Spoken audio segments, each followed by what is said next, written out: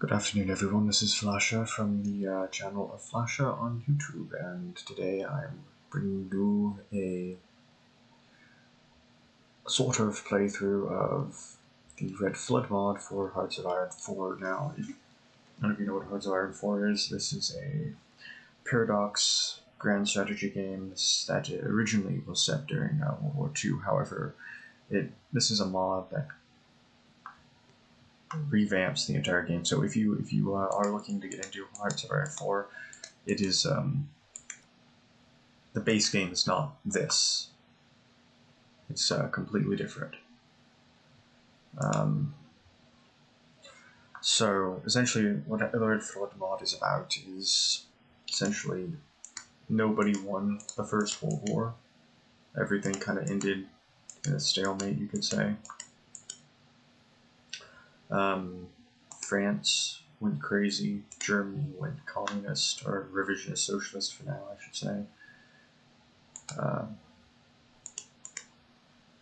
Everyone else is kind of surviving out. I think Russia is like split into like numerous parts for some reason. I don't know why.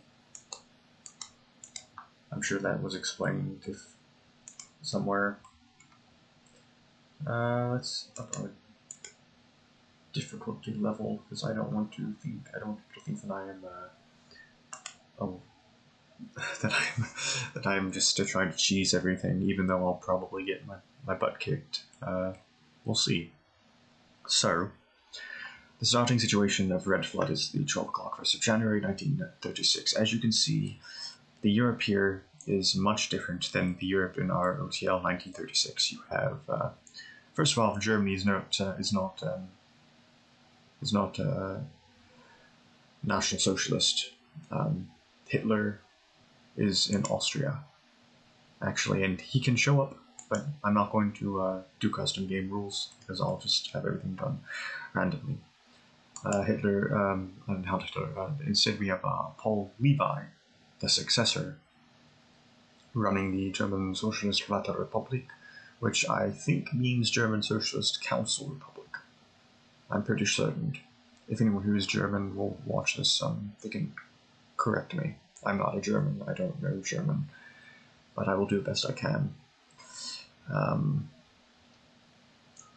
So like, as you can see, like, Germany still has Alsace and Lorraine. France never got that back.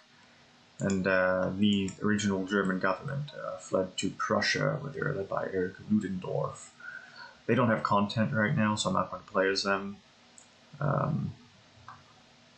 They did have content on the initial release, but it was really unfinished, so the developers decided that they were going to just take it all away. And anyway, I'll get into it right now. It's going to take a second to load up, because... or not. Or it'll just load up immediately. Yay. Okay, so, first things first. First things first, we will put our units and put them over here too. Send some of them to that front just in case Antoine or Todd over there wants to do a preemptive strike on me. Which shouldn't happen, but you never know. It's a Paradox game. Crazy things happen all over.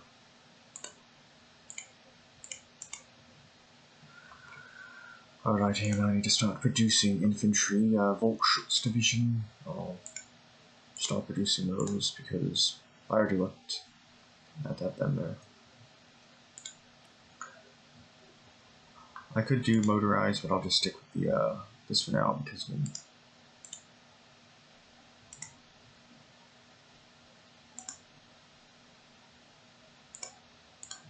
okay, we'll see how that works. Let's get some military factories. No, military factories going on, so we can continue to produce weapons, because that's important. Alright, our first national focus order of the day: the 18th year dawns on the Socialist Republic, and the 8th year of Levi's leadership. It is time to finish the campaign of normalization and to walk on the world stage as an accepted member. I will tell you right now, I'm not going to be playing as Paul Levi. I'm not going to keep him. Oh no, dear viewer, we are going to be going down a different path. Who that is, you will see.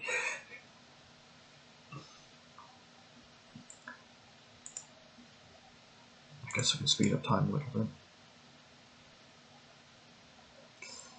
Let's see what else is happening in the world. Oh yeah, disclaimer. I'm not a socialist, I'm not a communist. I'm not an accelerationist either.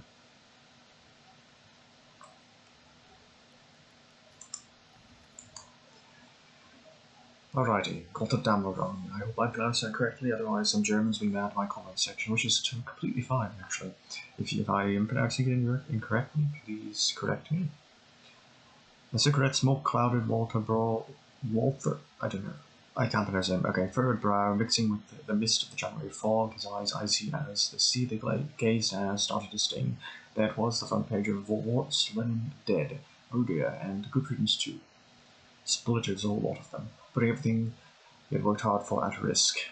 Took a long, well-deserved drag from the smoke stick, letting the cloud fill his lungs as memories filled his head. He had never been the revolutionary type, if such a thing truly existed. He was, as his name suggested, a farmer like his father before him and his father before him, and so on and so forth.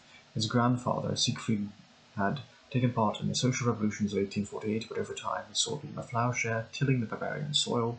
With time, he too had become a father, although he was no longer a farmer. Ludendorff began tightening his grip on the South, while he took up his plowshare and joined the people, if nothing more than to defend his homeland, faith, and family. The revolution won, and the SPD secured Walter and his family soon moved to the city as part of proletarianization efforts by Liebknecht and the party to modernize the German countryside. Yet time passed, and Liebknecht stepped down, citing old age. Soon after, Luxemburg herself died, replaced by Kolakowski. This was apparently the straw that broke Lenin's back, and with one fell swoop broke from the party, founding his own sectarian group, just like the Protestants of old. He couldn't believe this fool ready to turn his back on the party of the revolution, and for what? So they could reverse the efforts that had brought modern life to his family, so they could turn back the clock and slow down socialism. He let the smoke roar out of his lungs. Yes, the SPD had begun moving in a strange direction lately. Premier Levi's reforms seemed misguided, but he still upheld the spirit of the revolution after all. The party was one of Luxemburg, of Liebknecht, but not of Lenin, not the party of dogmatic fools. He shook his head, clearing his thoughts before he too could get upset. Walter checked his watch. Break time was over. With a sigh, he put his cigarette out on Lenin's face, then threw the two into the trash. As he walked into the ironwork, his mind went one last time back to Lenin, to the man who wanted to take away his new life, giving him at the SPD. His brain articulated his thoughts perfectly as he picked up his hammer and set to work. Goodbye, grave digger. Lenin is dead. And if you don't know who Lenin is, essentially he was the original leader of the Union of Soviet Socialist Republics, which is now modern-day Russia.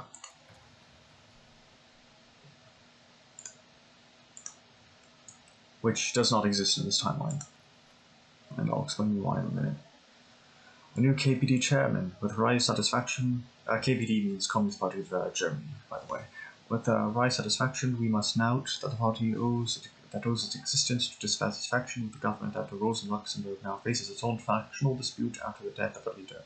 While Vladimir Lenin's uncompromising course had never seen the Communist Party Deutschland seize the levers of power, the man's revolutionary credentials and dynamism had a magnetic effect on party unity. Without the Russian exile directing things, the KPD heads to Bremen without a course already decided. Paul Levi's party may appear strong on the outside, yes, but the faction under Heinrich Brandler argues that opportunities hide in the seemingly united SPD. It is clear not everyone that was dissatisfied with Levi's revisionism followed us into the KPD, and many within the SPD long for a party reminded of its revolutionary principles. There are no other options. Once the SPD was vulnerable, the KPD could use its position to leverage the Levi clique out of power, but it's unclear if Levi will become so vulnerable soon enough to really save Germany. Unspiraling or realist, perhaps, but the Brandler faction owes some of its appeal to the browsiness of its opposition. There's another thesis advanced by Karl Radek that the KPD can ally with other outsider parties such as the DSRP and the SRNP to channel nationalist grievances of the Germans toward the struggle of the working class.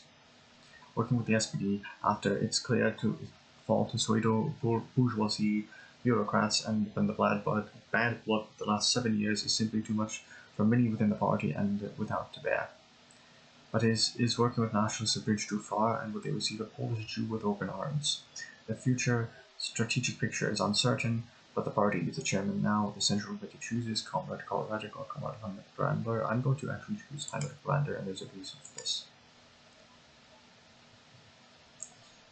So, as you can see, there's a lot of nothing going on at the moment. It's because we are in the middle of a factional struggle between political factions here.